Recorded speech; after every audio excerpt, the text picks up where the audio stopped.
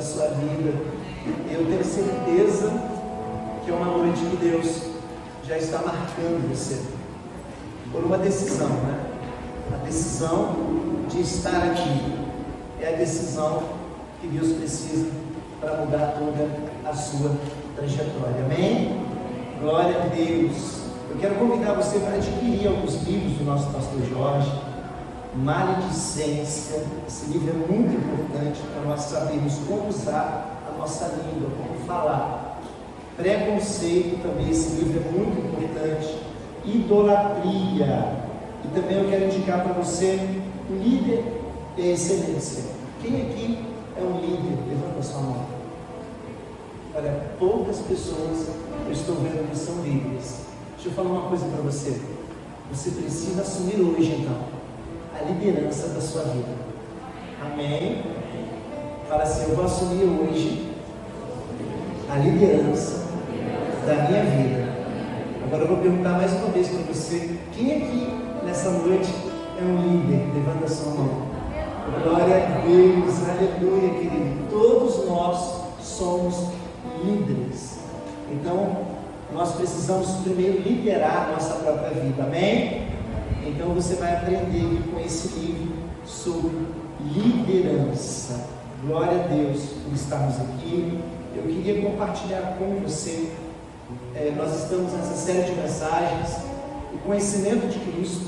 No final, você vai entender o motivo daquela cruz está ali. E tem toda uma construção para você entender o processo de Deus na sua vida, na minha vida, na igreja. Então fique atento. Se você não puder perder, né, nenhuma ministração, e caso você perca alguma, nós já estamos filmando, né, para você receber aí no YouTube também. Você pode entrar lá no nosso canal e assinar. Então nós não estamos transmitindo ao vivo, mas estamos transmitindo para que as pessoas possam assistir depois, com calma, na sua casa, e que você possa compartilhar. Então a ministração da última quinta-feira já está lá no nosso canal do YouTube, então você pode assistir, você que não vê. Essa é a segunda quinta-feira que nós estamos trabalhando essa série de mensagens, o conhecimento de Cristo.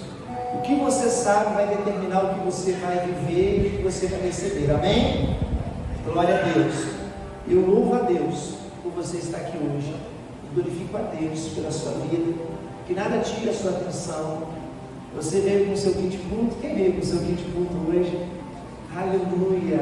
Papel, né? Caneta, o seu envelopinho de dízimo, o seu envelope de dízimo, de oferta. E também a sua garrafinha com água, né? Para você não precisar ficar andando para lá e para cá, para você ficar focado nesse momento, para você receber a palavra de Deus para a sua vida, amém? Então, coloque aí esse kit punto para você, todos os pontos que você venha ferramentalizado com esse kit, amém? Eu quero compartilhar com você, querido, dar um aviso para você sobre um projeto que Deus colocou no meu coração. Eu estava orando ontem, junto com a minha esposa, e Deus me deu uma direção. Eu pedi a Deus um projeto para a igreja, pedi a Deus algo para o crescimento da igreja, o crescimento das ovelhas.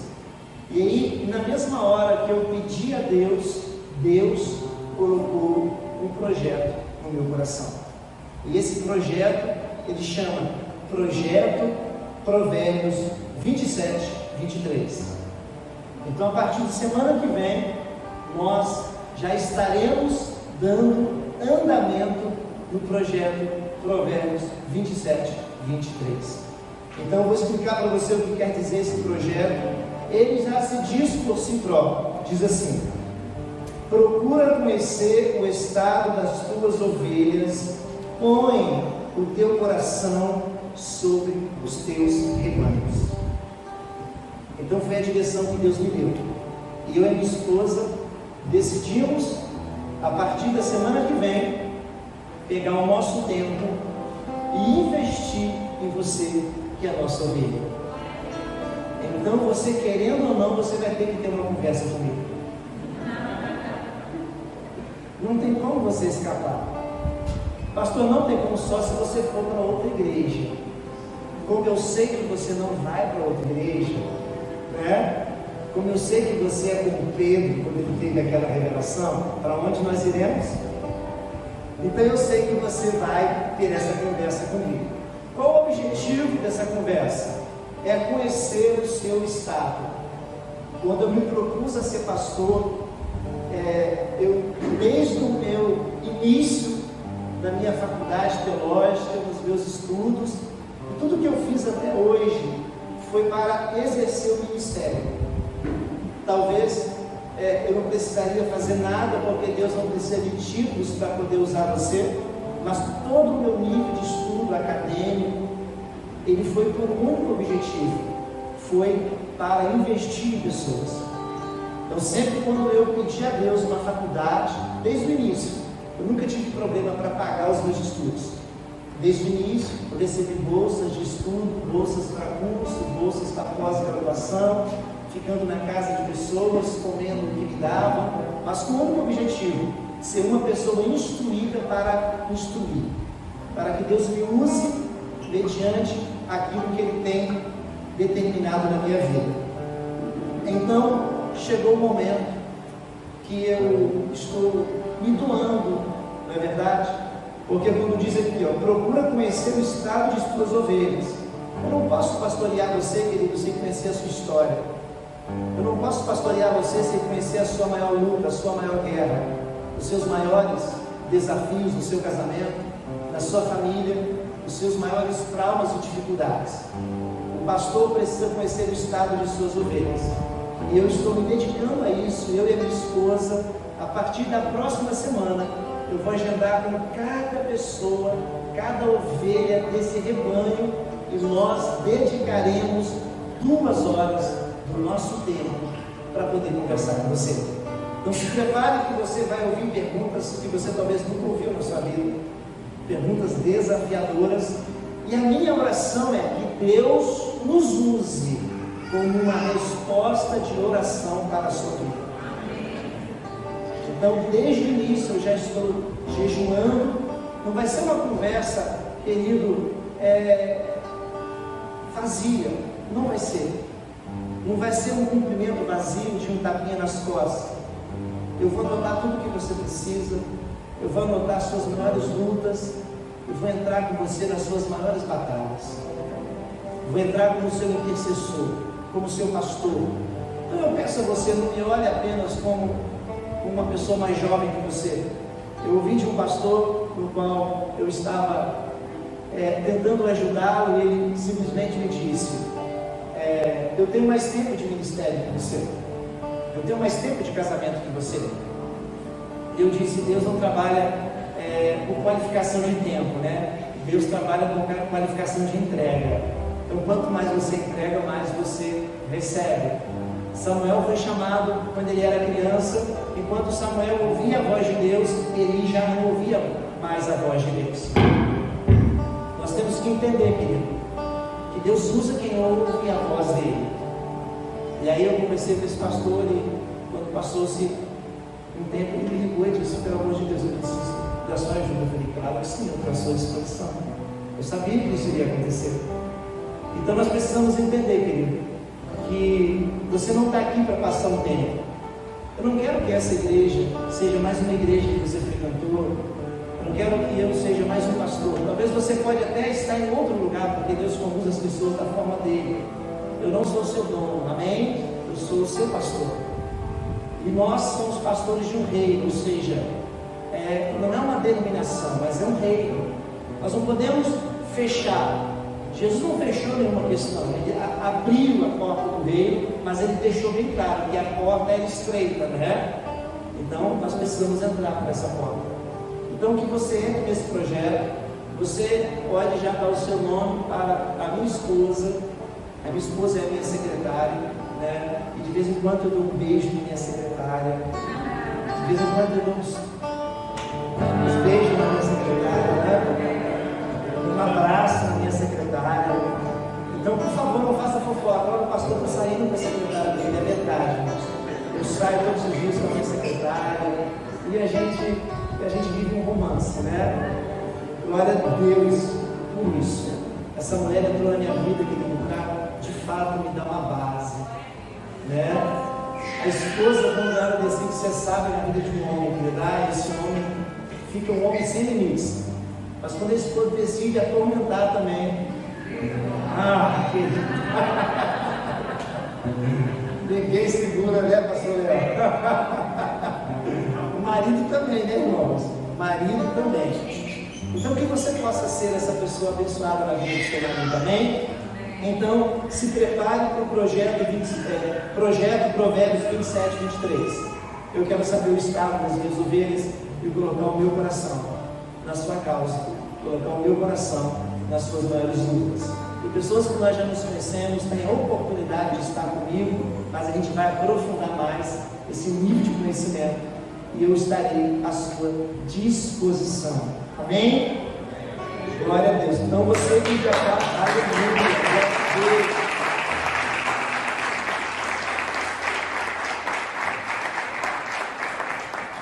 Glória a Deus. Então você que nunca teve esse momento comigo, você pode procurar minha esposa no final do culto e já dar o seu nome. Seja o primeiro. Semana que vem a gente já vai estar atendendo você, tomando um café com você. E eu tenho certeza que vai ser algo muito poderoso. Traga um papel e caneta, porque você pode ouvir uma palavra que pode mudar tudo o que você está vivendo. Quando a gente se coloca nas mãos de Deus para ser instrumento, Deus fala através de nós. Amém? Abra sua Bíblia em João, capítulo 17, versículo 3. O conhecimento de Cristo. João 17, 3. Vamos compartilhar essa palavra maravilhosa de Deus nos nossos corações. É que o Espírito Santo possa nos conduzir nessa série de mensagens, o conhecimento de Cristo. João, capítulo 17, versículo 3, diz assim: esta é a vida eterna, que te conheçam o único Deus verdadeiro e a Jesus Cristo, a quem enviastes. Amém? Vamos repetir comigo? Diz assim: esta é a vida eterna, que te conheçam o único Deus verdadeiro e a Jesus Cristo, a quem enviaste. Eu quero orar para que o Espírito Santo revele essa palavra. Pai, no nome de Jesus, eu quero pedir ao Senhor que essa palavra venha em direção aos corações, às mentes, Pai. Que essa palavra venha trazer um direcionamento para as nossas vidas. Que o Teu Espírito Santo possa conduzir cada palavra de uma forma sobrenatural. Que entre, meu Deus, em cada coração. E que o Senhor cumpra com o Teu propósito em nós, através de nós. Que o Senhor cumpra, meu Pai, com o Teu propósito de levar a Tua igreja a ter um conhecimento sobre o Senhor, Pai. É a minha oração, é o meu pedido nessa noite. Que flua em nome de Jesus. Amém. Aleluia. Quem é Cristo? Não é verdade? Essa pergunta todos nós já nos fizemos algum momento da nossa trajetória. As religiões sempre fazem essa pergunta: quem é Cristo? E uma das respostas mais fabulosas, uma das respostas mais incríveis sobre essa questão aqui foi que o próprio Jesus, ele fez essa pergunta para aqueles que caminhavam com ele, para os seus discípulos. Então eu não acredito que exista uma pergunta mais importante, qual a pergunta que Jesus formulou para os seus discípulos. E essa pergunta fica aqui em Mateus, no capítulo 16, Mateus capítulo 16, no versículo 13 até o 14, diz assim: chegando Jesus à região de Cesareia, Filipe perguntou aos seus discípulos: quem os homens dizem que o Filho do Homem é? Eles responderam: alguns dizem que é João Batista, outros Elias, e ainda outros Jeremias, ou um dos profetas. Agora, a pergunta que Jesus fez foi, eu acredito que ele foi uma das perguntas mais incríveis que já foi ouvida aqui na terra. Jesus olhou para os seus discípulos, aqueles que caminhavam com ele, aqueles que estavam ao lado dele, aqueles que comiam com ele, aqueles que já tinham um certo nível de intimidade. E Jesus disse: e vocês? O que Jesus disse? E vocês? Olha, se tem uma coisa que nos deixa intrigados é quando alguém nos pergunta algo. Se tem uma coisa que nos deixa intrigados é quando alguém faz uma pergunta profunda para nós. Ou seja, por que você age desse jeito? Por que você tem esse comportamento? Por que você tem essa atitude? Por que você tem os amigos que você tem? E por que você está na igreja que você está? Por que você gosta de determinado esporte? Por que você gosta de determinada música? Ou seja, toda pergunta faz você olhar para dentro de si, para que você tenha uma resposta. Por isso, às vezes, nós falamos e falamos e falamos. É bom nós pararmos de falar um pouco e começarmos a nos perguntar algumas coisas que vão fazer toda a diferença nas nossas vidas. E aqui Jesus diz: e vocês? Perguntou ele: quem vocês dizem que eu sou? Simão Pedro respondeu: aqui alguém decidiu ser ousado. Alguém decidiu ser ousado, ou seja, mas não uma ousadia humana, não uma ousadia como você na faculdade ou na sua escola, e você é doido para querer ganhar alguns pontos e parecer um pouquinho, e quando aquela professora faz aquela pergunta, você levanta a sua mão e fala: não, é isso aí. Não foi uma ousadia determinada por algo humano, foi uma ousadia inspirada por Deus. Amém? Inspirada por Deus. Queridos, você tem que aprender a dar respostas para as perguntas mediante a uma revelação de Deus.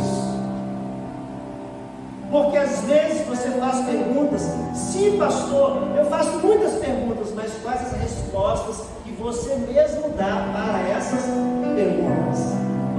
Será que elas vêm de Deus? Ou vêm de um pensamento, de uma emoção que está frustrada, que está ferida? E ali naquele momento, Pedro respondeu: tu és o Cristo, o Filho do Deus vivo. Respondeu Jesus: feliz é você. O que Jesus disse aqui, que ele mexeu muito comigo: feliz é você. Feliz é você que nos momentos mais importantes, feliz é você que nos momentos mais cruciais, feliz é você que nas decisões mais importantes da sua vida, você não toma elas carnalmente, você busca uma resposta de Deus, você busca uma direção de Deus. Tem respostas que você vai precisar dar, que vai mudar a sua vida, vai mudar a sua localização, vai mudar a sua área financeira. Mas se você der essa resposta baseada em uma mente humana, falha, carnal, você vai acabar tomando decisões precipitadas.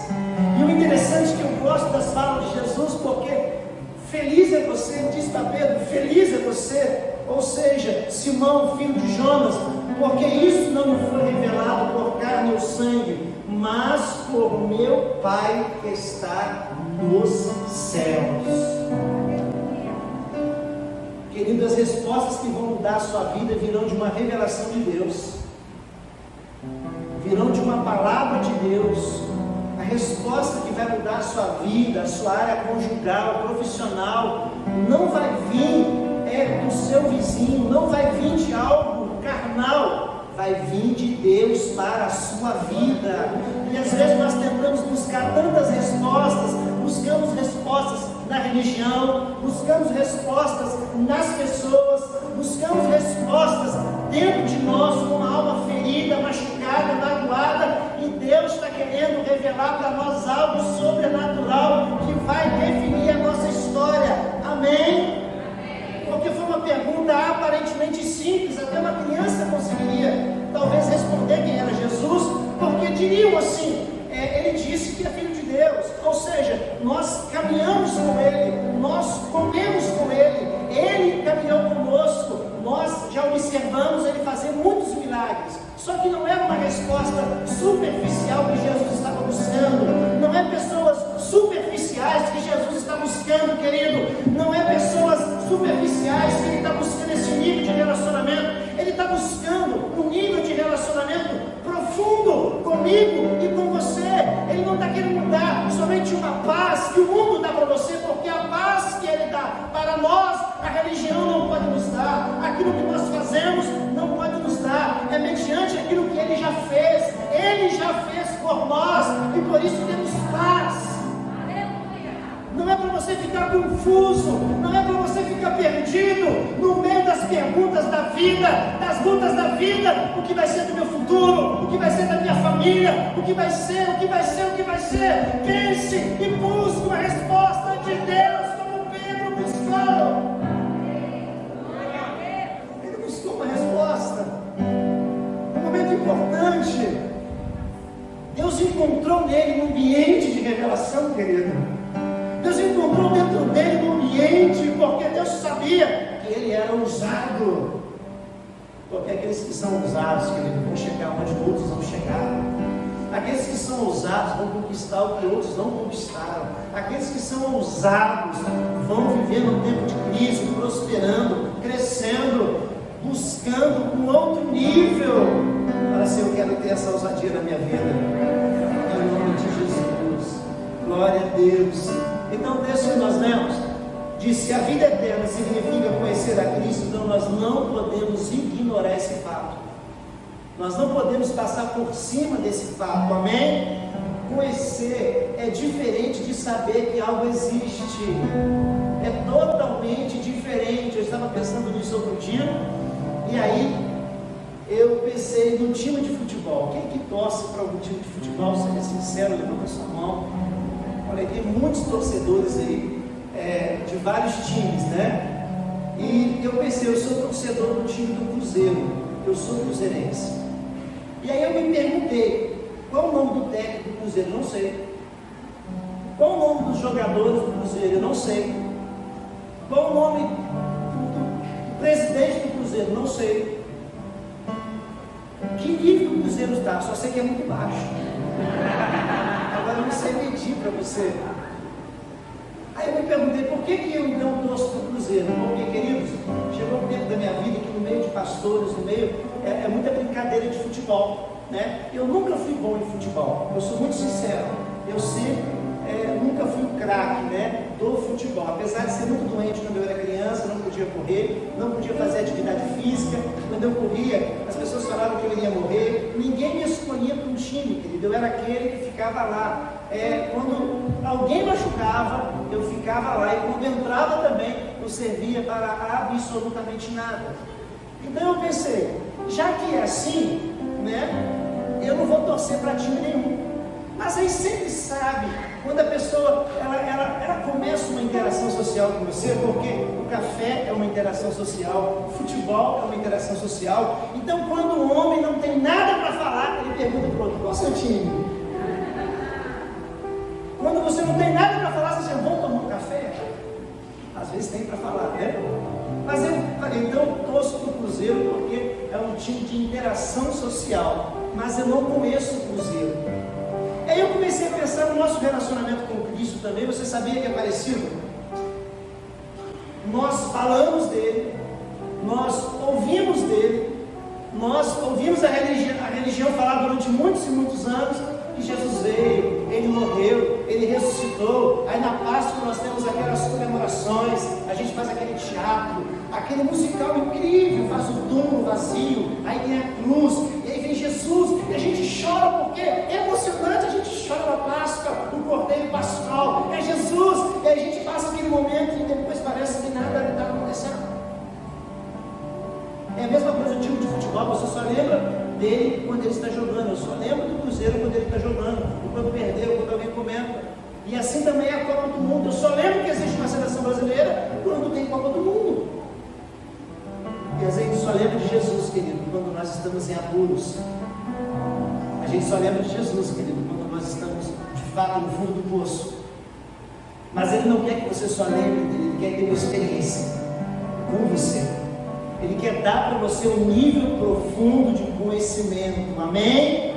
Então Pedro aqui confessou que Jesus é o Cristo, o Filho do Deus vivo. Ou seja, Pedro liberou uma palavra dos céus aqui nesse momento. Ou seja, nós precisamos entender isso. O interessante é que foi o próprio Jesus que incentivou essa resposta. Sabe por quê, querido? Que Ele não quer só que você pense, Ele quer que você fale. A fala libera o que está dentro de nós. A fala libera o que está dentro de nós. Quando uma pessoa abre a boca, você sabe o que está dentro dela. Quando ela fala algo, você sabe o que está inquietando essa pessoa. Qual o tipo de sofrimento que essa pessoa está vivendo. Então a fala é muito importante. Quando você fala, por isso que o provérbio diz que aquele que fica calado pode se passar como sábio, porque aquele que fala muito pode ter sido como um tolo. Então por isso que você saber o que falar na hora que falar e falar por uma revelação vai fazer a diferença em toda a sua vida. Jesus aqui queria de fato que alguém ali tivesse uma revelação e falasse. A revelação de Deus, querido, muda a sua fala. A revelação de Deus muda o seu comportamento. A religião não. A religião vai mudar o lugar que você frequenta. A religião pode mudar a roupa que você usa. A religião pode mudar o cabelo que você tem. Mas Jesus muda toda a sua história. Ele muda a sua vida. Ele transforma você. A religião só muda o ambiente que você frequenta. Você talvez frequentava uma religião e passou a frequentar outra. Mas Cristo quer que você viva na presença dEle e tenha uma vida transformada. Amém? A revelação de Deus muda a sua fala, a forma de você falar, a forma de você pensar, a forma de você se comportar. Toda pessoa que tem um conhecimento de Cristo dentro dela, ela muda a fala. Você passa a ser uma pessoa diferente no ambiente no qual você faz parte. Você fala para construir e não para destruir. Você fala não impulsionado talvez por aquilo que você pensa, ou por aquilo que você acha, ou pela sua experiência humana. Não, você fala baseado em uma revelação de Deus. Você já viu que muitos relacionamentos eles são comprometidos por algo que alguém falou? Muitos casamentos eles entram em crise por algo que alguém falou.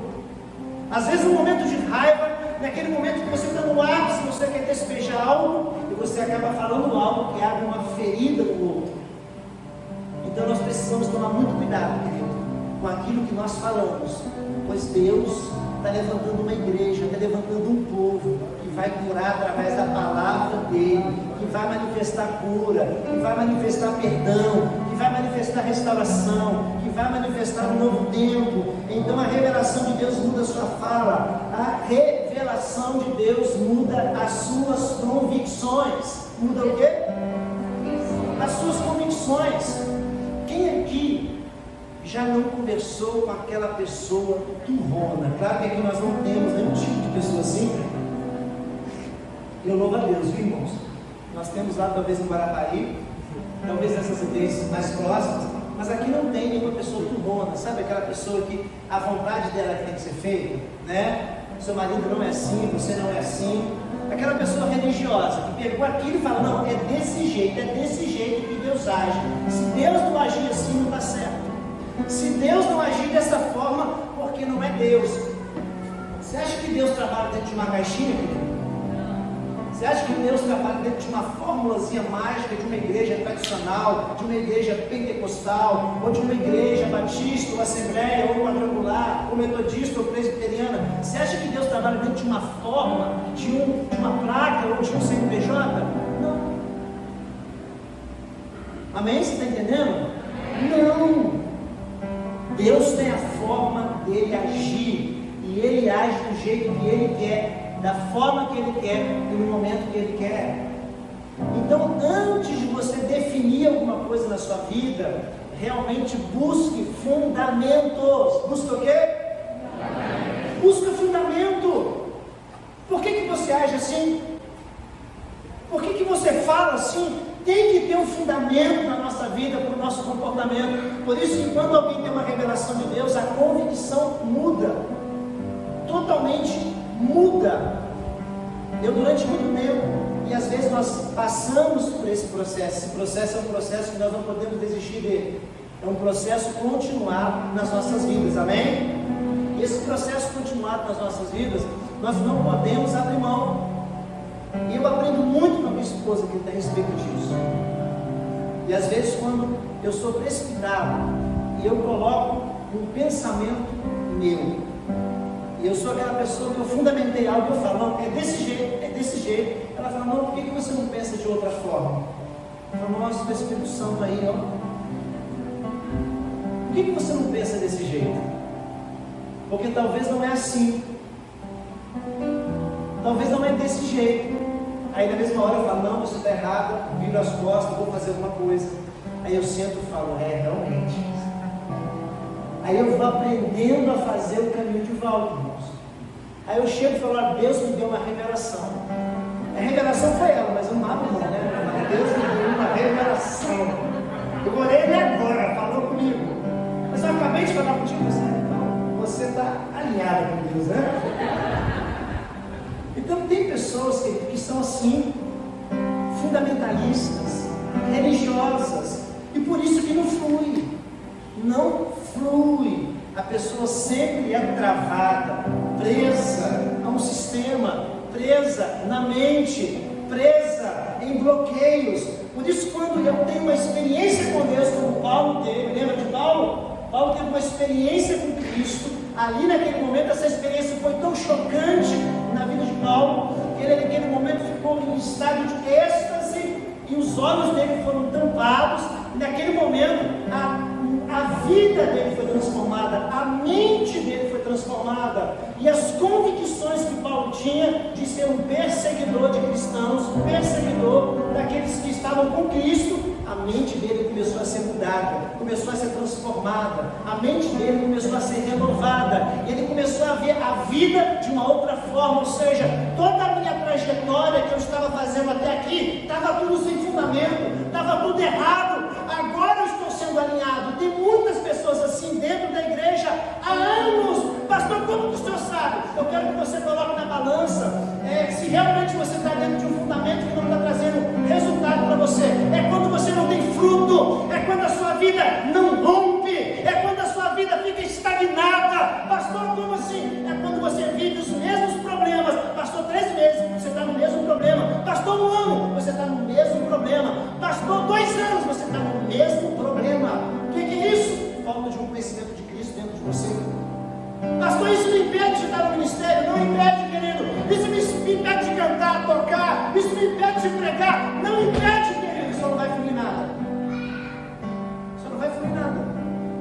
Só não vai o quê? Fluir nada, querido. Nada vai fluir. Porque você não está transbordando. Amém? Você não está transbordando. Então não existe um conhecimento de Cristo sem uma revelação de Deus. Amém? Glória a Deus que você está entendendo até aqui. Quem está entendendo? João no capítulo 1, versículo 14 diz assim: aquele que é a palavra tornou-se carne e viveu entre nós. Vimos a sua glória, glória como do unigênito, vindo do Pai, cheio de graça e de verdade. Aqui em Colossenses capítulo 1, versículo 15, se você não acompanha, vai procurar, anote. Ele é a imagem de Deus invisível, o primogênito de toda a criação. Aqui Paulo descreve Jesus que não só como imagem de Deus invisível e primogênito de toda a criação, mas também diz em 1 Timóteo 2,5: pois há um só Deus e um só mediador entre Deus e os homens, que é quem? Fala, Jesus Cristo. Ou seja, de modo semelhante aqui o autor de Hebreus também identificou Jesus como resplendor da glória de Deus. Hebreus 1,3 diz assim: o Filho é o resplendor da glória de Deus e a expressão exata do seu ser, sustentando todas as coisas por sua palavra poderosa. Por sua palavra, o que Deus faz com a palavra dele? Ele sustenta todas as coisas através da palavra de Deus, a palavra poderosa. Depois de ter realizado a purificação dos pecados, ele se assentou à direita da majestade nas alturas. Amém? E Hebreus 2,14 diz: portanto, visto que os filhos são pessoas de carne e sangue, ele também participou dessa condição humana, para que por sua morte derrotasse aquele que tem o poder da morte, isto é, o diabo. Quem tinha o poder da morte? O diabo. E libertasse aqueles que durante toda a vida estiveram escravizados pelo medo da morte. Eu não sei se você está entendendo o que esse texto está dizendo, querido. Aqui está dizendo, portanto, visto que os filhos são pessoas de carne e sangue, ele também, ou seja, Jesus também, aqui participou da condição humana, amém? Para que por sua morte derrotasse aquele que tem o poder da morte, isto é, o diabo. E aqui continua: e libertasse aqueles que durante toda a vida estiveram escravizados pelo medo da morte. Então, o medo da morte é uma escravidão. Você vai repetir comigo, por gentileza, fala: o medo da morte é uma escravidão.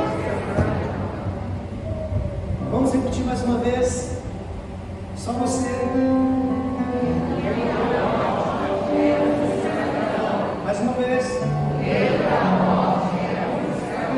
O medo da morte é uma escravidão. Ou seja, quando você tem uma experiência com Cristo, isso vai trazer fundamento para a sua vida terrena e fundamento para a sua vida eterna.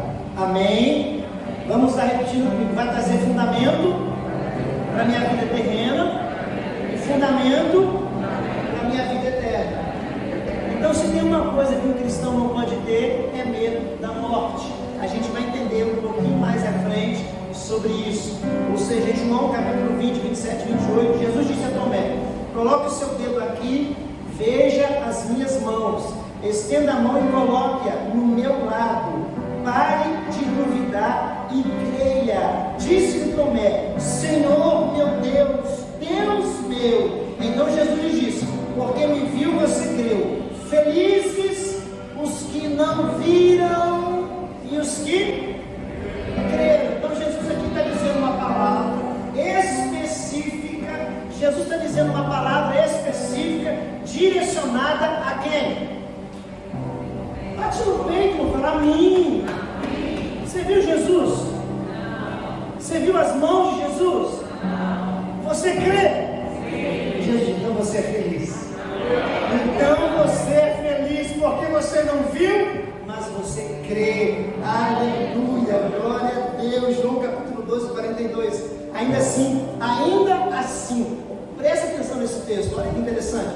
Ainda assim, muitos líderes dos judeus creram nele, mas por causa dos fariseus não confessaram a sua fé, com medo de serem expulsos na sinagoga, pois preferiram a aprovação dos homens do que a aprovação de Deus. Ou seja, aqui está dizendo nesse texto, querido, que pessoas creram em Jesus. Amém? Só que o que fundamenta o que você crê é o que você se comporta e o que você fala. Porque se você não se comportar de tal maneira que você acredite, isso não é fundamento na sua vida.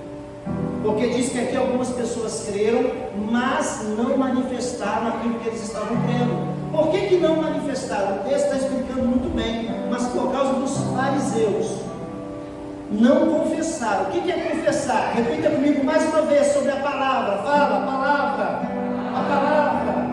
Então Deus chamou você para falar, querido. Para falar, para manifestar o reino dele através da sua fala. Deus chamou você para manifestar o reino dele através daquilo que sai de dentro de você. Amém?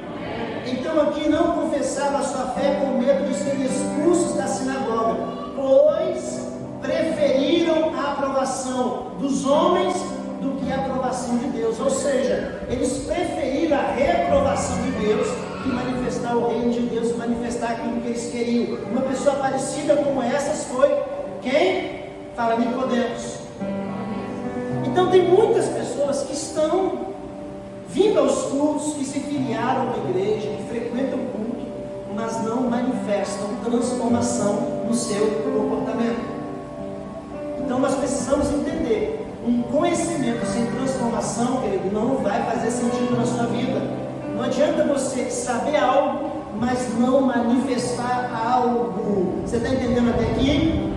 Então uma experiência com Cristo vai mudar a sua vida, vai mudar a sua mente. Isaías teve essa experiência em Isaías no capítulo 6, no versículo 5, diz assim: então gritei, ai de mim, estou perdido, pois sou um homem de lábios impuros e vivo no meio de um povo de impuros lábios.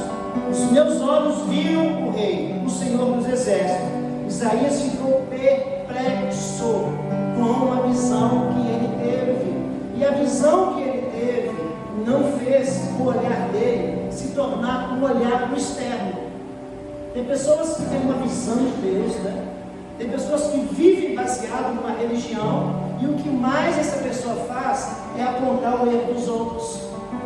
O que mais essa pessoa faz é apontar a falha do outro, é olhar para a roupa do outro, é olhar para o comportamento do outro, é olhar para o quanto que o outro ora e o quanto que você ora, é olhar para o outro e se basear no outro. Ah, pastor, mas fulano faz assim. Ah, pastor, mas eu faço assim. Querido, Isaías teve uma experiência com Deus, e o olhar dele não foi um olhar para o externo, o olhar dele foi um olhar para o interno, e ele declarou palavras fortíssimas aqui. Então gritei, ai de mim, é o grito que ele disse, ai de mim, ou seja, o meu nível está muito baixo, porque o nível alto está aqui. Eu me deparei com alguém que está em outro nível, e aí ele falou assim, ai de mim, ou seja, estou perdido, pois sou um homem de lábios impuros e vivo no meio de um povo de lábios impuros.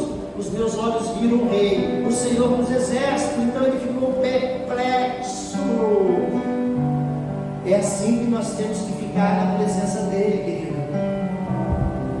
É desse jeito que nós temos que sair de um ambiente de oração. Eu não quero mais esse pecado, eu não quero mais essa falha, eu não quero mais esse comportamento, eu não quero mais essa atitude, eu não quero mais falar mentiras, eu não quero mais olhar pornografias, eu não quero mais ter medo da morte, eu não quero mais ficar andando com medo pelas ruas, eu não quero mais algumas coisas na minha vida, eu não quero mais alguns relacionamentos destrutivos, eu não quero mais alguns pensamentos destrutivos, eu não quero mais alguns comportamentos que eu estou arrastando lá da minha família, lá do meu pai, lá da minha mãe, lá de uma geração que não foi transformada, uma geração que não teve a mente mudada. Eu quero ter a minha mente transformada. Romanos capítulo 2, versículo 12: não nos conformeis com este mundo, mas transformai-nos pela renovação da nossa mente, para que possamos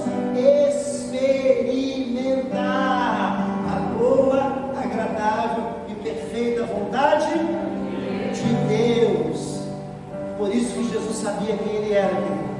Quem tem uma identidade formada em Cristo, você não precisa provar nada para ninguém. A Bíblia diz que os fariseus entravam nas ruas e ficavam de mãos erguidas, para que as pessoas olhassem e vissem que eles estavam orando. E Jesus disse que os íntimos, querido, pode fechar a porta do quarto e entrar, porque o seu pai que está em secreto está vendo você. Você não precisa provar nada para ninguém. Deixa o Espírito Santo fluir de dentro de você. Jesus Cristo sabia quem ele era. Jesus disse muito sobre ele mesmo. Em João no capítulo 6, no versículo 48, ele diz: eu sou o pão da vida. Amém? No capítulo 8, versículo 12, falando novamente ao povo, Jesus disse: eu sou a luz do mundo. Quem me segue nunca andará em trevas, mas terá a luz da vida. Em João 19:9, voltou para dentro do palácio, então perguntou a Jesus: de de onde você vem? Mas Jesus não lhe respondeu absolutamente nada. 10:11, eu sou o bom pastor dá a sua vida pelas ovelhas. João 11:25, disse-lhe Jesus, eu sou. O que ele disse? Eu sou. Guarda bem essa palavra. O que ele disse? Eu sou a ressurreição e a vida. Aquele que crê em mim, ainda que morra, viverá. Aleluia. Em João 14:6, querido, ele respondeu Jesus, eu sou. Fala mais uma vez comigo, eu sou. Eu sou o caminho, a verdade e a vida. Ninguém vem ao Pai senão por mim. João 15:1, eu sou a videira. Diz mais uma vez, eu sou. Eu sou a videira verdadeira e meu Pai é o agricultor. Aleluia. João 8:58, respondeu Jesus, eu lhe afirmo que antes de Abraão nascer, diga comigo mais uma vez, eu sou. E aí quando Moisés estava libertando o povo, quando Moisés estava com medo de chegar perto de Faraó, ele perguntou para Deus assim, em nome de quem eu vou representar quem? Êxodo capítulo 3, versículo 14, olha o que Deus falou para Moisés, querido. Disse Deus a Moisés, eu sou o que sou. O que Deus falou para Moisés? É isso que você dirá aos israelitas, eu sou, me enviou a vocês. Sabe qual que é o nosso problema? É que a gente quer dar nome, é que a gente quer legitimar alguma coisa, alguma inverdade, sem o fundamento de Cristo nas nossas vidas. Você tem que entender que essa palavra eu sou define a minha identidade e define a sua identidade. Amém? Então Jesus fez muitas coisas, e até mesmo aqui João no capítulo 21, 25, Jesus também fez muitas outras coisas. Se de cada uma delas fosse escrita, penso que nem mesmo no mundo inteiro haveria espaço suficiente para os livros que seriam escritos. Ou seja, é muito mais além. Fala a pessoa que está falando, é muito mais além.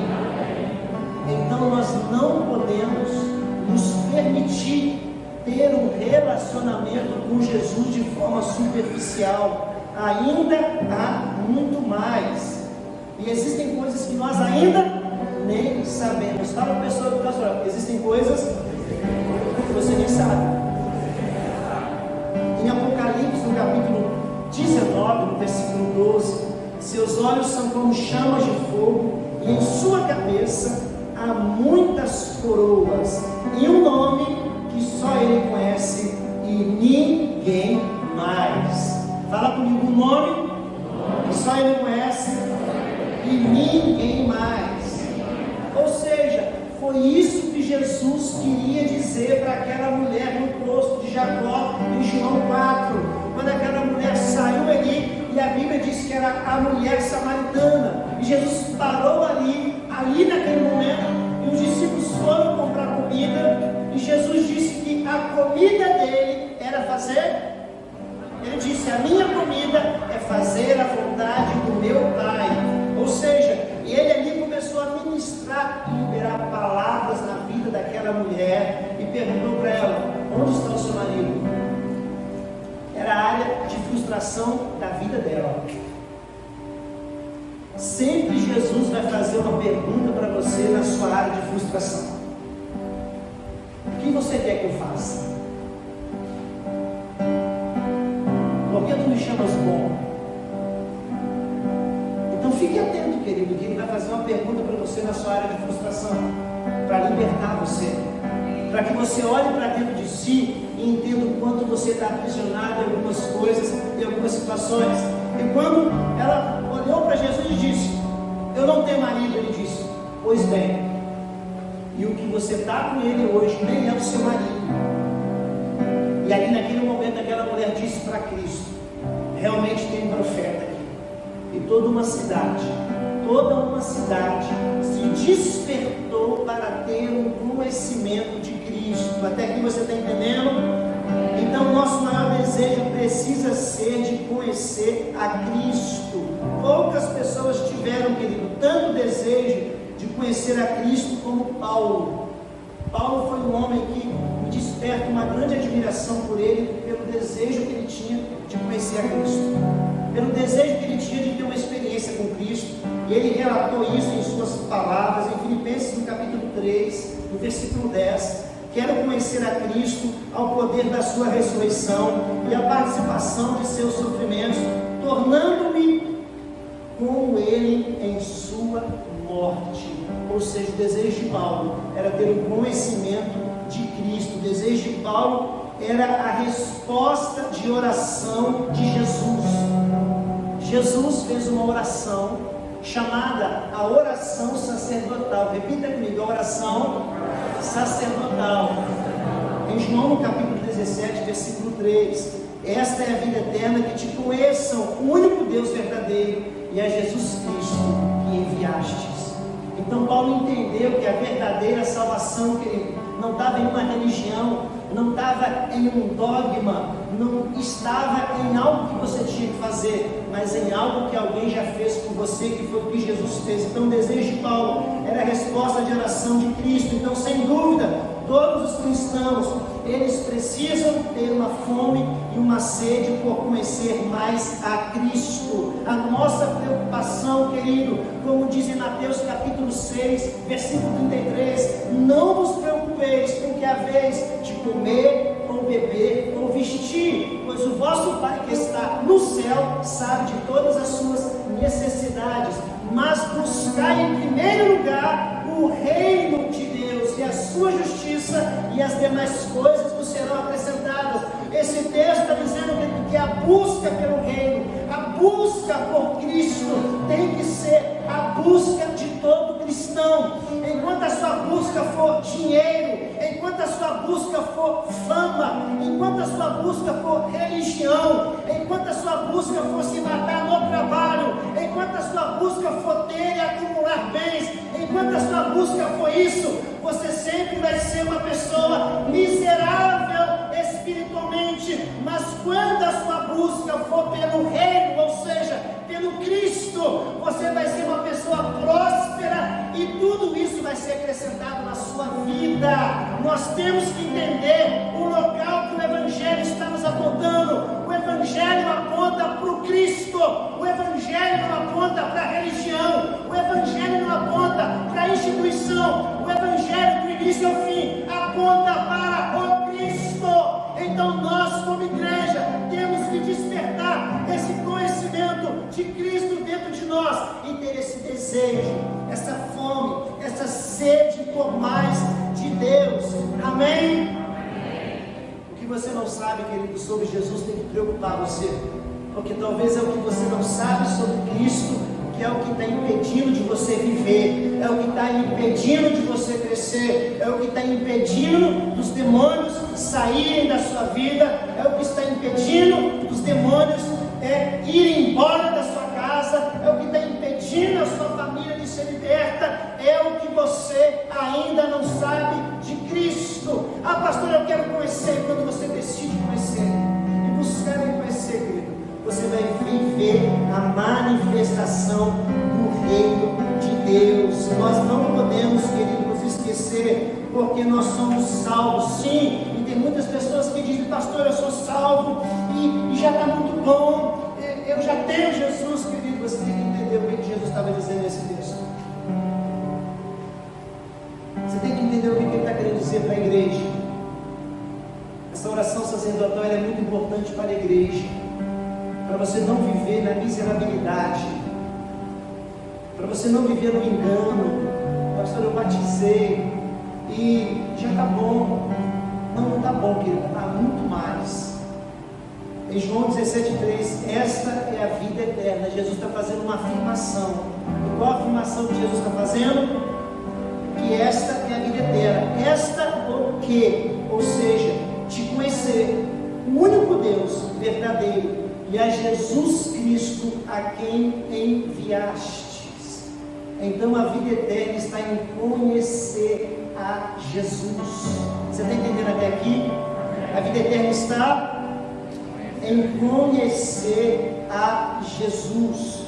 Eu estava lendo uma biografia, querido, de Samuel Rutherford. Ele colocou em um dos livros que ele escreveu, O Mistério de Cristo. Em um dos livros é que ele disse que pode juntar todos os prazeres do mundo. Pensa em todos os prazeres do mundo. Pensa naquilo que você queria estar fazendo agora. Pastor, eu queria estar de férias, no Havaí, em qualquer outro lugar do mundo. Eu queria viver um nível de riqueza na minha vida. Pensa em tudo isso, querido. Ele disse que nada disso se compara ao prazer de conhecer a Cristo. Por isso que eu entendo quando a Bíblia fala a respeito de Estevão, um homem que era um dos diáconos da igreja primitiva, que foi levantado para ser diácono. Esse homem era tão apaixonado por Cristo, ele tinha tanto desejo por Jesus, que ele estava sendo apedrejado. E a Bíblia diz que o rosto de Estevão brilhava, e o semblante dele estava feliz, estava alegre.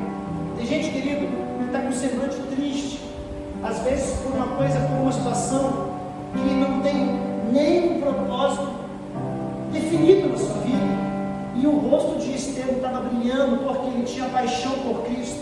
O desejo dele era estar com Cristo. Ele teve uma visão de Cristo se levantando, e aquilo fez com que ele sorrisse. A visão que você tem vai fazer você caminhar no meio do caos. A visão que você tem de Cristo vai fazer você viver no meio de uma tragédia e acreditar que Ele tem o controle de todas as coisas. A visão que você tem de Cristo, querido, pode fazer você passar uma crise, seja ela financeira, seja ela na sua saúde, seja um problema na sua saúde. A visão que você tem de Cristo não vai olhar para a doença, não vai olhar para o problema, vai olhar para aquilo que Ele já fez. E quando você olha para aquilo que Ele já fez, você recebe na sua vida o que Ele já fez: a cura, a libertação, o milagre, a transformação, a salvação para a sua família, a salvação para a sua casa. O que nos falta, querido, o que nos falta é um pouco mais de empenho em acreditar que Ele pode transformar todas as coisas. Só que nós somos limitados, a nossa mente tem uma limitação, e até aqui nós caminhamos. E quando nós olhamos para as barreiras, quando nós olhamos para as dificuldades, quando nós olhamos para a crise, a nossa tendência é fazer como aqueles espias, 10 espias que observaram a terra prometida e olharam para os gigantes, mas não olharam para aquilo que já havia sido prometido na vida deles. Sabe qual é o problema da igreja, querido? É que nós olhamos para a circunstância, nós olhamos para o coronavírus, nós olhamos para a crise financeira, mas nós não olhamos para o Cristo ressurreto, aquele que levou sobre si as doenças, aquele que levou sobre si as enfermidades, aquele que nos salvou, aquele que declarou: eu irei vos preparar caminho, mas eu não vos deixarei só, porque eu vos deixarei o Espírito Santo, o Espírito Santo, o Consolador. Consolador. Consolador, querido. Se essas palavras não trazem alegria para você, o seu nível está muito baixo. Se essas palavras não queimam dentro de você, você tem que mudar os seus conceitos.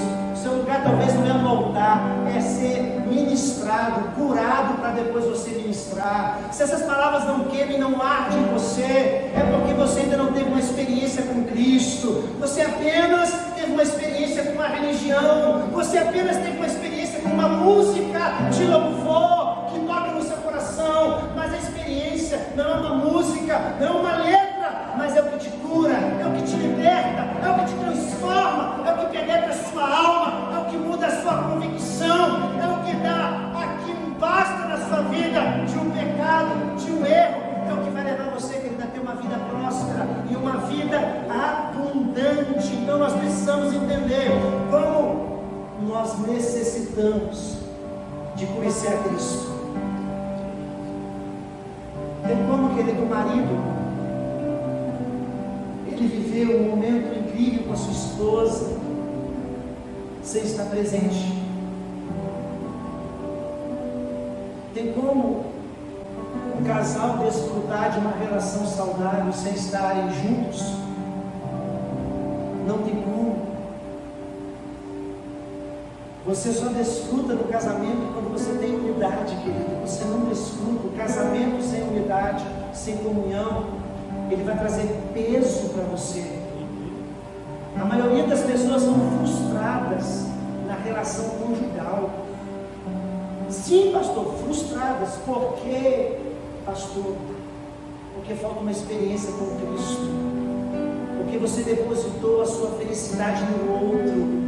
Você depositou a sua alegria no outro. E você espera que o outro faça você feliz. Querido, ninguém vai conseguir fazer você feliz. Por quê? Porque primeiro, porque você é exigente demais. E segundo, porque o outro não tem capacidade de fazer você feliz. Pastor, o que eu faço então? Você tem que entregar sua vida para Jesus, querido. E não depender daquilo que o outro faz. E se colocar num papel de esposa. A nossa maior dificuldade é que a gente quer ter um casamento feliz sem saber o fundamento da família. O fundamento da família está em Cristo. E aquilo que você não sabe, logicamente você não vai viver, querido. É muito simples. Às vezes a gente está batendo cabeça há anos. Então eu dou um caminho para você. Procure saber o fundamento. E ele mesmo falou para os maridos amarem as esposas como ele ama a igreja. Esse é o fundamento. E a gente está esperando alguma coisa nova. A gente está esperando alguma revelação nova. E a gente se esquece de colocar a base, colocar um fundamento na nossa vida. Então nós precisamos entender, querido. Olha o que Jesus disse na oração sacerdotal. Olha o que ele disse. Em João no capítulo 17, no versículo 24. Pai, a minha vontade é que a minha vontade é que onde eu estou, estejam também comigo os que me deste, para que vejam a minha glória, que me conferiste, porque me amastes antes da fundação do mundo. A oração sacerdotal de Jesus em João 17, 24, Pai, a minha vontade é que onde eu estou, estejam também comigo os que me deste. Ou seja, querido, você é um presente de Deus para Jesus. Por isso que você tem que valorizar quem você é. Você é um presente de Deus para Jesus. Quem não gosta de ganhar presente, querido? Quem não gosta de receber um presente? Nós somos o presente. O presente que Cristo recebeu. Ele disse: eu queria que todos estivessem comigo onde eu estou. Eu queria que eles estivessem também comigo, os que me deste, para que vejam a minha glória, que me conferistes, porque me amastes antes da fundação do mundo. Me amastes onde? Para assim, antes da fundação do mundo. Cristo aqui, ele está meditando na glória. O que ele está fazendo? Meditando na glória celestial sobre eu e você. Sobre quem? Ele deseja estar conosco na glória. Ele deseja estar conosco na glória, querido. Amém? Então precisamos lembrar que quando ele chama, ou seja, quando ele chama um Deus, quando ele fala, Pai, eu queria estar com eles, ele quer estar conosco, junto dele. Nós precisamos entender esse fundamento. Ou seja, às vezes nós temos a nossa vida muito preciosa, porque nós não temos fundamento. A nossa vida é preciosa demais para nós. A nossa vida para nós é muito preciosa. Está certo, querido, a gente tem que valorizar a nossa vida, mas no sentido de você entender que a sua vida ela tem um dono, o dono dela é Jesus. A igreja precisa entender que a sua vida é tão preciosa que João 3,16 diz que Deus amou o mundo de tal maneira para que todo aquele que nele crê não perecesse, mas tivesse a vida eterna. Então a sua vida é muito preciosa, mas a sua vida é de Cristo, porque Deus deu você para Jesus.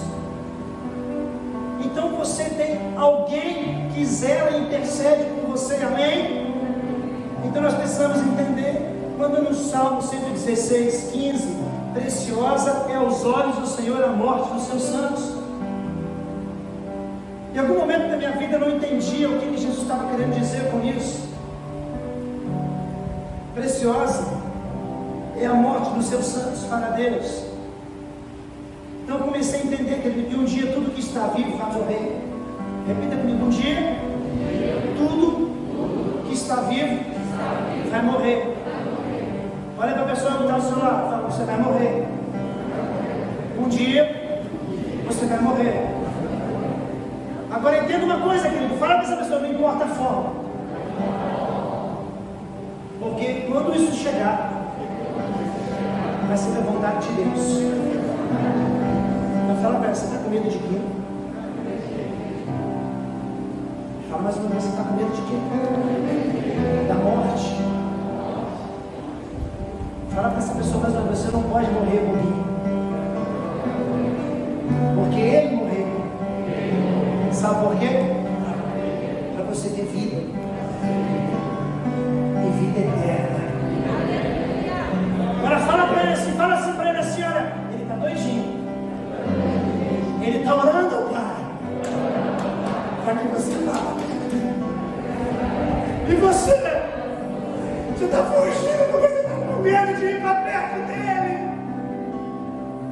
Você está correndo porque a gente está com medo de ir para perto dele. Quando a morte assustar você, é porque você não tem noção da vida e a vida eterna que Ele deu para nós. Sabe por que a igreja está tão preocupada em viver aqui na terra que se esqueceu que a vida é eterna? A gente está tão preocupado em viver aqui na terra e se esqueceu que é eterno, que é além dessa vida. Pastor, então tem que morrer? Você não tem que morrer. Você tem que confiar nele. Você tem que confiar nele. Pastor, e se eu morrer? Ele está orando para isso. Pastor, vai ler o salmo que ele tem aqui, ó. Salmo 116, vai ligar com o salmista. Preciosa é aos olhos do Senhor a morte dos seus. Você pode ter medo só se você for santo, porque daí você tem que ficar com medo. Porque aí tem uma lapada aí. Eu não vou entrar nela agora não. Mas se você não está alinhado com Deus, fica com medo sim. Fica, porque Ele quer que você se alinhe à vontade dEle. 1 Tessalonicenses 4, 14 a 17. Porque se cremos que Jesus morreu e ressuscitou, assim também, aos que em Jesus dormem, Deus os tornará a trazer com Ele.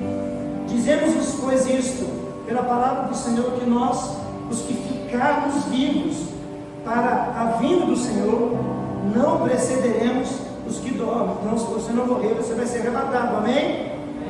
Porque o mesmo Senhor descerá do céu com alarido e com voz de arcanjo e com a trombeta de Deus, e os que morreram em Cristo, o que vai acontecer com ele? Fala: ressuscitarão primeiro, depois nós, os que ficarmos vivos, seremos arrebatados juntamente com eles nas nuvens e encontrar o Senhor nos ares. Assim estaremos sempre com o Senhor. E igreja, há uma promessa de um encontro, há uma promessa de um encontro nos ares com o nosso noivo, amém? Você pode ao menos aplaudir Jesus?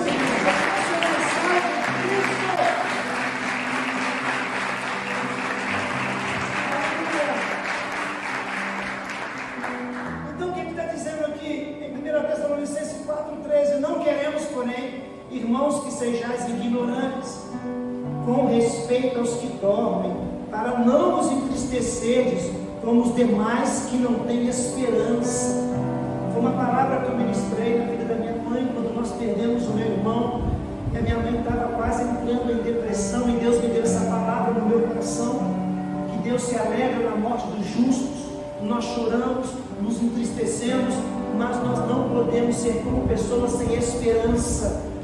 Nós temos que entender que é um propósito de Deus sobre todas as coisas, e esse texto está dizendo que nós não podemos ser ignorantes com respeito aos que dormem. Pastor, o que a gente tem que fazer? A gente tem que chorar. Jesus chorou a morte de Lázaro. A gente tem que exaurir o luto, mas nós temos que continuar acreditando que Ele tem o controle sobre a vida e sobre a morte, que Ele tem o controle sobre todas as coisas, amém? Em 1 Coríntios capítulo 15, versículo 55, diz assim: onde está, ó morte, a tua vitória?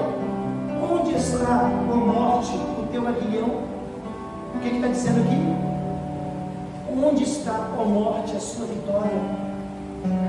Querido, a gente vai ter que passar por momentos nas nossas vidas que a gente vai ter que se despedir de alguns. A gente vai ter que encarar essa realidade. Talvez um pai, talvez uma mãe, talvez um irmão, um primo, um sobrinho. A gente vai ter que encarar essa realidade um dia. Mas a questão é como você vai encarar. Por isso que nós temos que pregar o Evangelho a tempo e fora do tempo. O texto está dizendo que existem muitas pessoas ignorantes. Essas pessoas não estão entendendo que Cristo colocou você aqui para manifestar o reino. E ao invés de você manifestar o amor de Cristo, manifestar o reino de Deus na sua casa, na sua família, você vive em divisões, facções, você vive apontando o erro dos outros, a falha dos outros. Cristo chamou para você colocar fundamento e base na sua casa. Ele chamou para você chorar pelos seus pela madrugada. Ele chamou para você guerrear pelos seus. Ele chamou você para entrar numa batalha, querido. Porque aqueles que Deus deu para você não vão se perder. Quando Pedro estava sendo rodeado por Satanás, opresso por Satanás, quando Jesus percebeu as armadilhas de Satanás na vida de Pedro, ele fala: Pedro, eu roguei ao Pai, eu clamei ao Pai, para que Satanás não se andasse com você, para que Satanás não destruísse a sua vida. Querido, quem aqui está se colocando na posição para Satanás não destruir os seus filhos, para pornografia, para Satanás não destruir a sua família? Quem aqui está se colocando diante de Deus? Quem aqui está sendo aquele que rouba o pai pela sua mãe? Durante anos eu orava pelo meu pai: Senhor, que ele largue o vício, que ele largue o vício. Querido, e às vezes parecia que a minha oração não era ouvida. Eu tinha medo de meu pai partir, eu tinha medo. Eu passava madrugadas chorando e jejuando pela vida do meu pai. Tem pessoas, querido, que passam a madrugada chorando porque às vezes alguém te magoou.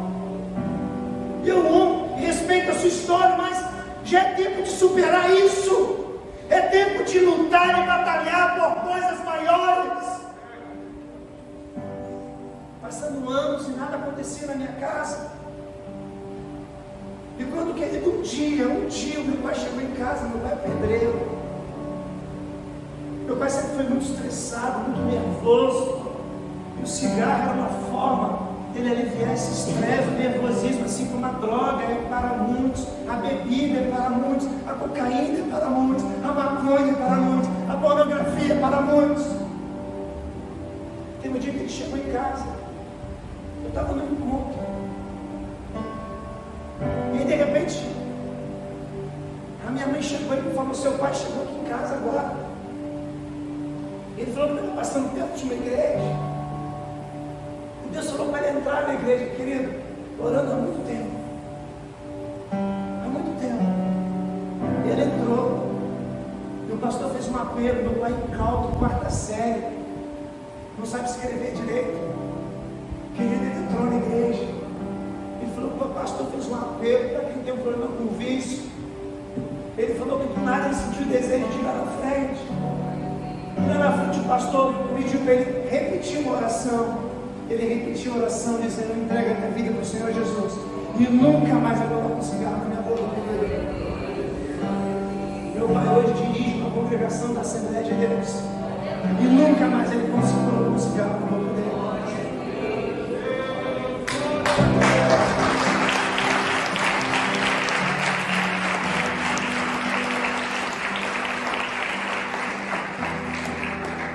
Ele conheceu a Jesus. Meu pai nos domingos ele trabalha, que ele tem 70 anos. Meu pai, ele trabalha de graça fazendo casa para os outros. Enquanto muitos jovens dormem até meio-dia, meu pai acorda 4h30 da manhã, no domingo. Um irmão que está precisando de um reboco, um irmão que está precisando fazer uma sala. Meu pai trabalha o dia inteiro, chega em casa, sabe o que ele faz? Ele pega o terno dele, a briga dele com a minha mãe era intensa. Hoje a minha mãe só briga com ele por uma coisa, porque ele não toma banho, porque ele chega atrasado. Ele sai com as orelhas todas cheias de massa, que ele vai para a porta da igreja. E sabe o que ele fala? Ele fala: Deus, olha no meu coração. Deus, olha no meu coração. Sabe? É uma experiência com Cristo que muda a sua vida. Eu olho para o meu pai e falo: meu Deus, como vale a pena? Como vale a pena? Como vale a pena? Você lutar por algo maior. Como vale a pena você crer no Evangelho verdadeiro? Como vale a pena? Como vale a pena? Eu tenho certeza que pessoas oravam por Paulo e de repente tiveram uma notícia: Paulo teve encontro com Jesus. Aquele que nos perseguia, sim. Aqueles que nos perseguiam teve encontro com Jesus. Há muito mais além, querido, há muito mais além. Há muito mais além. E eu falo de todo o meu coração hoje, nesse exato momento. Eu não tive nem medo sequer. O meu pai partiu. São idosos, no grupo de risco, coronavírus. 6 meses, você perguntar para mim: você tem medo? Eu falo: não tenho medo, meu pai está salvo. O coronavírus está com nada. Meu pai está salvo. Meu pai está salvo em Cristo. Em Cristo. Jesus cumpriu o propósito dele na minha família. Não é um vírus, não é uma bactéria, não é nada disso que vai impedir a salvação de Cristo. Querido, o verdadeiro Evangelho, ele coloca você num outro nível. A mentalidade pagã associa a morte como uma desgraça, um castigo, uma punição. Não, querida, a morte é o anseio de Cristo para encontrar aqueles que Deus deu para Ele. Então, enquanto você está vivo, viva a sua vida com princípio, viva a sua vida com propósito, e viva a sua vida como discípulo de Jesus, em nome de Jesus, amém? Então nós precisamos entender essa declaração, em nome de Jesus.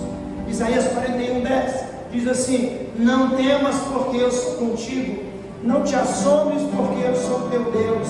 Eu te fortaleço e te ajudo, e te sustento com a minha destra fiel. Eu quero profetizar sobre a sua vida, querido. Não é só você não, a sua casa, a sua família, os seus filhos, todo mundo, querido, vai ter um encontro com Jesus. Mas ninguém vai ter um encontro com Jesus se você continuar nessa superficialidade. Deus plantou você dentro da sua casa para fazer a diferença. Deus plantou você. Peça a Deus para preparar o ambiente para você falar, para você ministrar. Não é para você apontar a erro dos outros, não é para você apontar a falha dos outros, não. Não é para você criticar a religião dos outros, não. É para você falar de Cristo. E aquilo que mais vai fazer a diferença na sua vida é o seu comportamento, são as suas atitudes. Então nós precisamos entender que Cristo, Ele tem um propósito. Nós vamos saber do João 10:14: eu sou o bom pastor e conheço as minhas ovelhas, e elas me conhecem. Então as ovelhas são conhecidas pelo pastor, e as ovelhas também conhecem o pastor. Por isso essa série de mensagens, o conhecimento de Cristo. O que você ainda não conhece, você vai ser apresentado. E quando você for apresentado, a sua vida de fato vai tomar uma outra trajetória. Em nome de Jesus. E eu vou orar por você, querido, pela sua vida, pela sua casa. Em nome de Jesus. Fica de pé. João capítulo 10, versículo de 6 a 8. Porém, desde o princípio da criação, Deus os fez macho e fêmea. Por isso deixará o homem o seu pai e a sua mãe, unir-se-á a sua mulher, e serão os dois uma só carne. E assim já não serão dois, mas um. Aqui está dizendo de um nível, fala de intimidade. Nível de intimidade. A vida eterna consiste em conhecer a Cristo, Então nós precisamos entender que toda intimidade, todo nível de intimidade, só é permitido através de uma aliança. Repita comigo: todo nível de intimidade só é permitido através de uma aliança. Conhecer, essa palavra conhecer, é uma expressão idiomática judaica para a relação sexual entre um homem e uma mulher. Quando um homem e uma mulher tinham relação, os dois se tornavam uma só carne. Isso quer dizer nível de intimidade. Fala comigo: nível de intimidade. O que culmina a relação de um homem e de uma mulher é a relação sexual. É o maior nível de intimidade que um homem pode ter com uma mulher. Por isso que esse livro aqui, ele só permite esse nível de intimidade quando um homem e uma mulher fazem uma aliança. Porque o nível de intimidade vai ter promessas. Toda relação sem aliança é uma relação disfuncional. Fala comigo: toda relação sem aliança é uma relação disfuncional. Por isso que Deus instituiu a aliança. Em João 10, porém, desde o princípio da criação, Deus os fez macho e fêmea, por isso deixará o homem, seu pai e a sua mãe, e unir-se-á a sua mulher, e serão os dois uma só carne, e assim já não serão dois, mas uma só carne. Então toda intimidade é permitida através da aliança. Por isso só podemos ter intimidade através da aliança. Em Hebreus, no capítulo 8, versículo 6. Agora, porém, o ministério que Jesus recebeu é superior ao deles, assim como também a aliança da qual ele é mediador é superior à antiga, sendo baseada em promessas superiores. 1 Coríntios 11, 25, da mesma forma, depois da ceia, ele tomou o cálice e disse: este cálice é a nova aliança no meu sangue, façam isso sempre que beberes em memória de mim. Hebreus, no capítulo 8, no versículo 8 até o 12, diz assim: Deus, porém, achou o povo em falta e disse: estão chegando os dias, declara o Senhor, quando farei uma nova aliança com a comunidade de Israel e com a comunidade de Judá.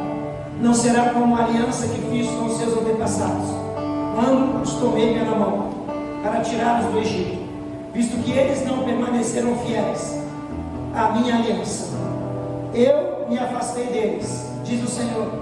Esta é a aliança que farei com a comunidade de Israel. Depois daqueles dias, declara o Senhor, porei as minhas leis em sua mente e as escreverei em seu coração, serei o seu Deus, e eles serão o meu povo. Ninguém mais ensinará ao seu próximo, nem o seu irmão, dizendo: conheça o Senhor, porque todos eles me conhecerão, desde o menor até o maior, porque eu lhes perdoarei a maldade e não me lembrarei mais dos seus pecados. No Atos dos Apóstolos, capítulo 3, 25 a 26, e vocês são herdeiros dos profetas e da aliança que Deus fez com seus antepassados. Ele disse a Abraão: por meio da sua descendência, todos os povos da terra serão abençoados. Tendo Deus ressuscitado o seu servo, enviou primeiramente a vocês para o abençoá-lo, convertendo cada um de vocês das suas maldades. Hebreus 9,15. Por essa razão, Cristo é o mediador de uma nova aliança, para que os que são chamados recebam a promessa. A promessa da herança eterna, visto que ele morreu como resgate pelas transgressões cometidas sobre a primeira aliança. Então, querido, olha a resposta de Jesus quando perguntaram para ele sobre o mandamento mais importante em Mateus capítulo 12, versículo 28. Um dos mestres da lei aproximou-se e os ouviu discutindo. Notando que Jesus lhe dera uma boa resposta, perguntou-lhe: de todos os mandamentos, qual é o mais importante? Respondeu Jesus: o mais importante é este: ouve, ó Israel, o Senhor, o nosso Deus. O Senhor é o único Senhor. Ame o Senhor, o seu Deus, de todo o seu coração, de toda a sua alma, e de todo o seu entendimento, e de todas as suas forças. O segundo é este: ama o seu próximo como a si mesmo. Não existe mandamento maior do que este. Cristo citou em essência aqui Deuteronômio, querido, 6, 4 e 5, exigência continua a mesma. Chamar Israel, do qual todo judeu declara pela manhã. Chamar quer dizer, ouça atentamente. Ouça, ó Israel, o Senhor teu Deus é o único Deus. Conta-se que um judeu, no período da perseguição nazista, ele viu um chamado de Deus para a vida dele, para resgatar as crianças que estavam perdidas nos campos de concentração. Como ele era um judeu americano, ele teve acesso a alguns campos de concentração, no local onde aquelas crianças estavam todas ali aprisionadas, e muitas crianças misturadas com outras raças, porque foram separadas dos pais.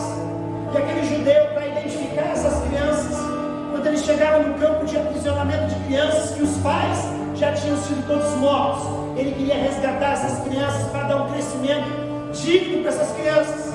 Ele conseguiu essa permissão, e a experiência mais incrível que ele teve, ele disse que no campo de concentração, de mais ou menos quase 1000 crianças, ele não sabia como separar os judeus daqueles que eram de outras nações e outras raças.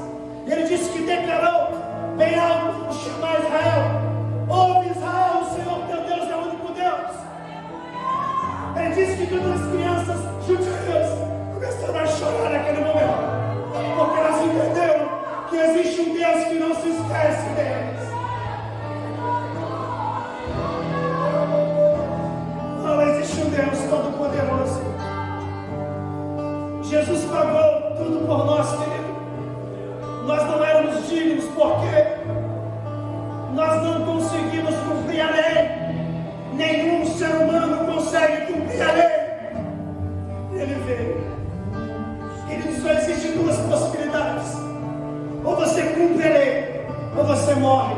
E Jesus cumpriu toda a lei e morreu pelos nossos pecados, para que eu e você tivéssemos livre acesso a Ele, para que eu e você não tivéssemos mais medo da morte, para que eu e você entendesse que há um propósito de salvação para a sua casa, para a sua família,